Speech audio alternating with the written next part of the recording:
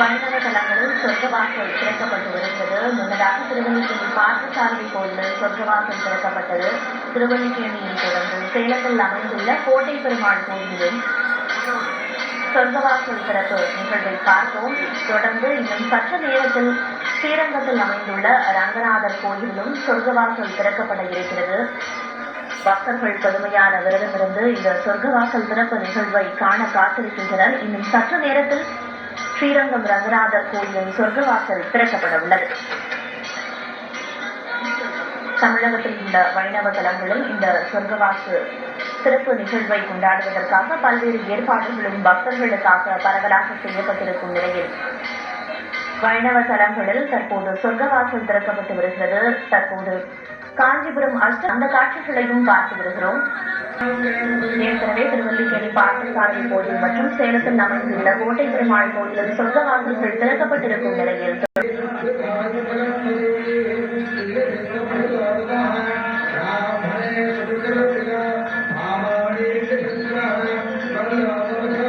வைகுண்ட ஏகாதேசியாக இருக்கிறது. அரிக்கமேடு என கூறப்படும் கடல் வணிகம் மிகுந்த ஒரு நகரமாக இருந்திருப்பதால் கோவிலை பொறுத்தவரை 5 அடி உயரத்தில் மூலவர் வரதராஜன் நின்ற கோலத்தில் காட்சி இருக்கிறார். அதனால்தான் ஓங்கி உலகளந்த என்னும் பாடலை உங்களுக்கு குறிப்பிட்டேன்.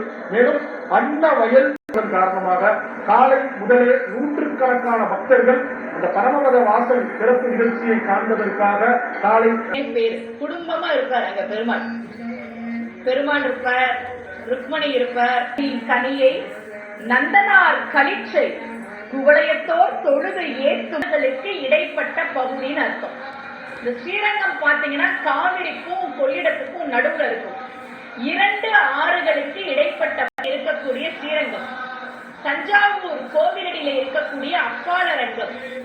குழந்தையிலே காத்திருக்கிறோமே பாண்டியன் கொண்டையோடு வருவார். கிளி மாலை அணிந்தவர் கதை உண்டு. பராசர பட்டர் தினமும் வருவார் ஸ்ரீரங்கத்துக்கு.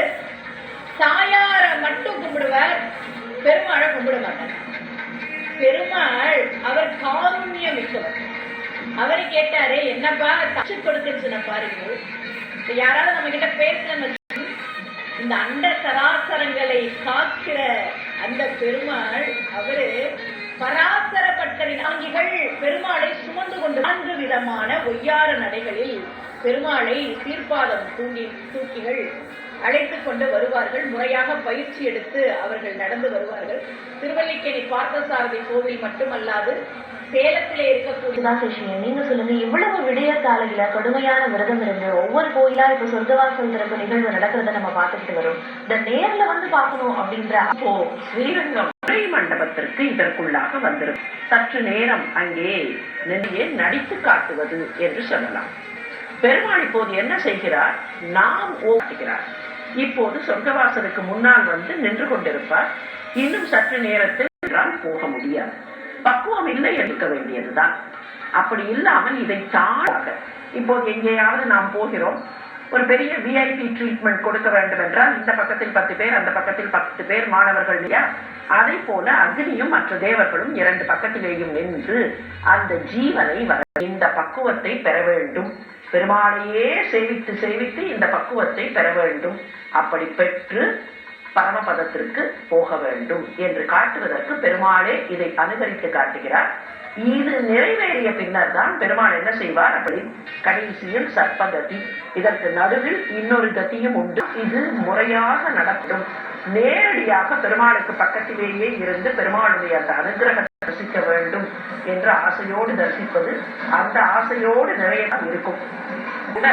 அந்த